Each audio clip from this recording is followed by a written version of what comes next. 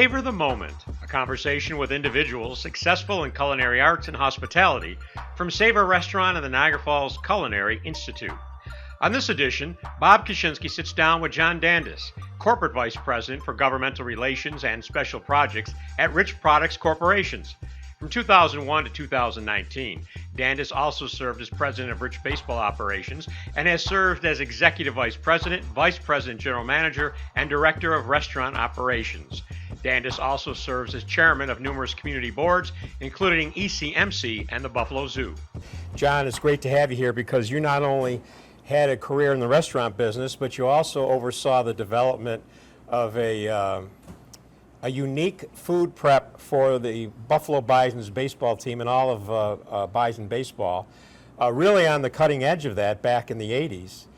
And I was there. I was there when you cooked much of that stuff, or at least on camera for us on the grill. So it's great to have you here. You're really one of the most diverse culinary people in Western New York. Well, thank you, Bob. It's a pleasure to be up here, and this is your hometown, so I'm thrilled to be here. I saw the welcoming parade as I drove into Niagara Falls. Always. It was spectacular. But I have been just spectacularly impressed with what I've seen here at Niagara Community College, this Institute for Culinary Education. It is really off the chart. Congratulations. Well, he was given a tour by our Assistant VP of Academic Affairs, Mark Mastriner. Let's take a look.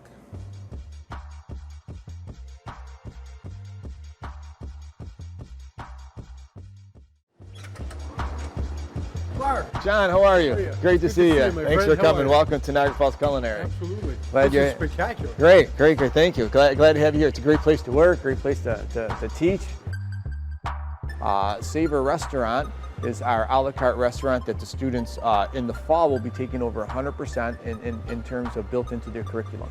So they'll have front of the house classes for service, and they'll have back of the house lunch and dinner service. So the students They'll do all the food prep, and absolutely. wine And we're going to be going to a prefix menu, 2 courses for lunch, starter, entree, and then 3 courses for dinner, starter, entree, dessert.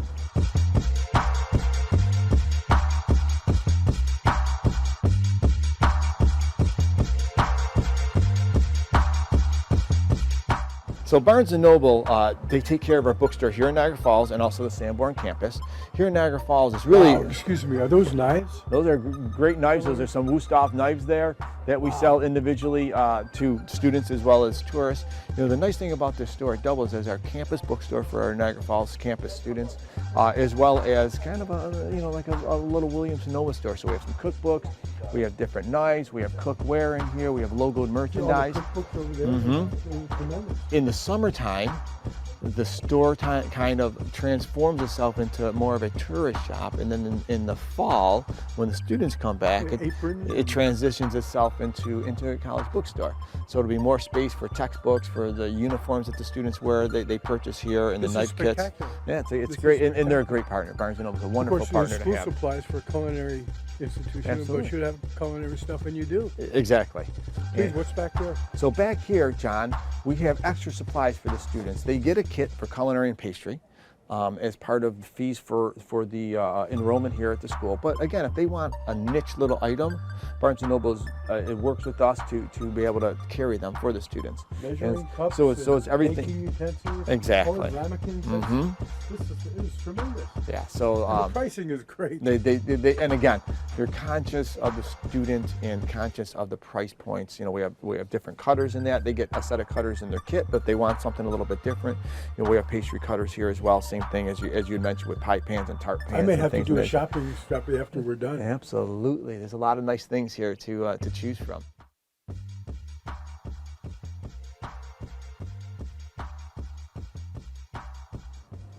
So Jon, as you said at the outset, you're very impressed. I'm very impressed. I'm very impressed with the restaurant. I've met a couple of the staff people who I think are students or in part of the program. I love the bookstore with all of the culinary implements, the knives, and all of the things that you would typically see in New York City or San Francisco or Chicago. It's very impressive. This facility obviously offers a 2-year educational experience for the students, and then they can go on to whichever field they want. With your background, What advantage do kids have when they start in a program like this as opposed to going to another school and then finding their way into the culinary field? Well, it appears, Bob, that from the outset, the kids are immersed in what the restaurant and food service business is all about. A hands-on education with qualified chefs and cooks and pastry chefs, and they're learning the business side of the business as well as the creative culinary side. And I think I can't wait to talk to some of the students and talk about some of the experiences, not only that they will have had here at NCCC, but as they go out into the industry and really begin to use what they've learned here, in whether it be in full-service restaurants or in tourist-based restaurants. Obviously, having a facility like this in one of the great wonders of the world, Niagara Falls, is not coincidental. I mean, they've got a great opportunity here to be exposed to various culinary styles from across the world and learn about it. You're an adjunct professor at Niagara University, which some of the students from the Niagara Falls Culinary Institute go on to. What do you tell students when you get them in class about the field they've chosen? That there's nothing more important than learning with hands-on. The restaurant food service business is less theoretical than it is practical. And so the students need to learn what flavor profiles are all about. They need to learn the business of the industry, as well as what the creative elements could be as they move on in various segments of the industry. As I say, whether it be full service, fast service, quick service, those are all terms within the food service business that mean different things, require different skill sets, and my thought is that they will learn all of them, or certainly be exposed to all of them here at the Institute. The restaurant business certainly has changed quite a bit since you first ventured into it, hasn't it? It really has. Although, and I know one of your previous guests was the great Russ Salvatore. Russ runs his restaurant, which is spectacularly successful, and which I will be at tonight, by the way. Old school. To someone like Dennis DiPaolo, who is in Elio's in Blaisdell, runs the gambit of the Italian and ethnic side of the food service business. So it really has changed in that. And there's some trends. The farm to table element is very strong now. Use of organic products, very strong now. But at the end of the day, people go out. It's part of the entertainment business. People go out for fun. Back in the late 80s. You keep saying back in the... Well, it was 30 years ago. Ago. 30 years ago. Hard to believe, but I was there when the Buffalo Bisons made the move to not just AAA baseball, but built a brand new stadium downtown, which was then called Pilot Field. And John, the Bisons, it was very important to Bob and Mindy Rich that the Bisons create a unique experience so that while the baseball games, the baseball at AAA level certainly was major league, and of course that was part of the process, trying to bring in a major league team. Yes, it was, yep. The entertainment value, as you said, was important, so there was a lot of promotions, but none more important than the food that was served within the stadium. And you were there, took basically ballpark food from popcorn, peanuts, hot dogs, hamburgers, to a myriad of over 100 different. Talk about that move and how you developed the culinary experience for a baseball game. Well, what we learned early on, Bob, was that the AAA experience, or the minor league experience, required us, because we didn't have the big baseball stars. We didn't have Mickey Mantle and Roger Maris or Mike Trout or any of the current big names in baseball. So we needed to create an experience at the ballpark that would bring people back.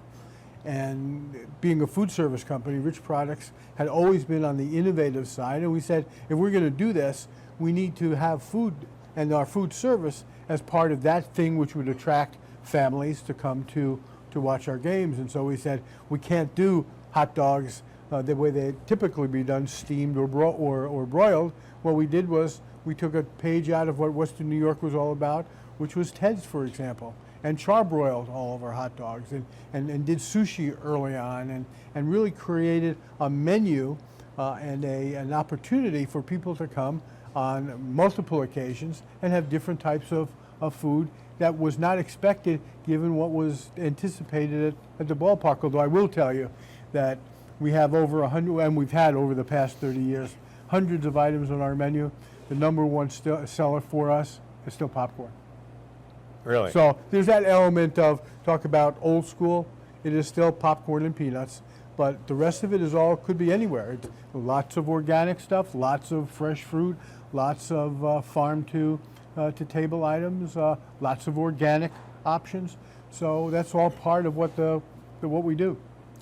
The Niagara Falls Community College and the Niagara Falls Culinary Institute has gone into wine development, gone into brewing, different types of beers and whatnot. And the Bisons have made that part of the offering there at the stadium as well. Craft beer, I mean, who has not seen this huge increase in the number of microbreweries, places that open up on a corner, for example, and brew their own special IPAs or lagers or different types of beer, because that's where the market is going. Same thing is beginning really now with wine as well, and that the palate and the sophistication of beer drinkers and wine drinkers is now going through the roof because of all of the options. We have over 50 beers at the ballpark, and that's in context about average for what you'd see, in a corner bar, which used to have, the standards, the Anheuser-Busch's, the Bud or Bud Light, and, in Western New York, Labatt's. Now there are 50 others in addition to those, which give people options.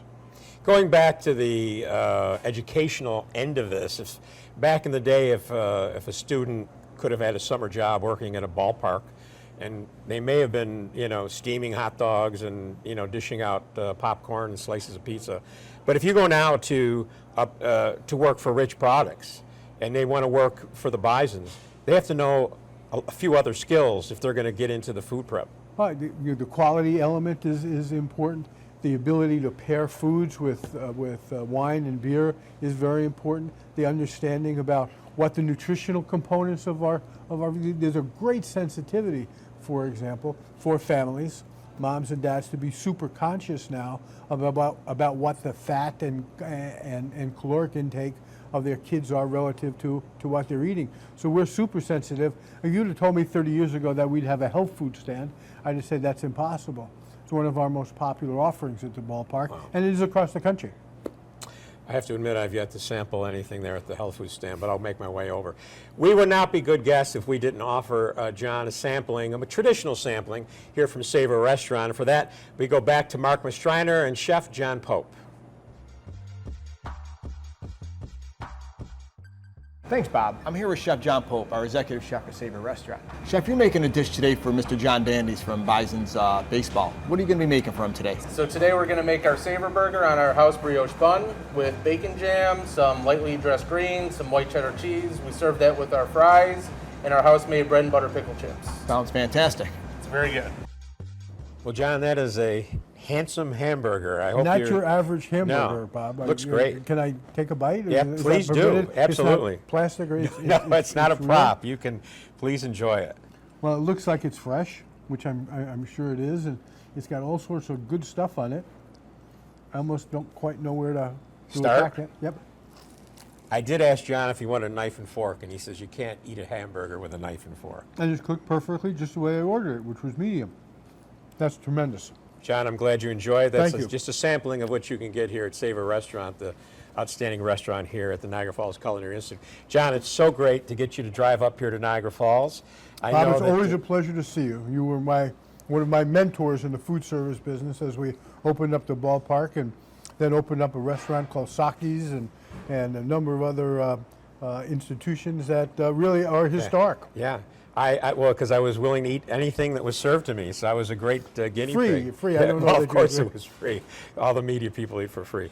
Jon, it's great to have you up here. I know you'll be speaking to students here at the Niagara Falls Culinary Institute, so all the best. Thank you, Bob. That's going to do it for Savor the Moment. We'll see you next time.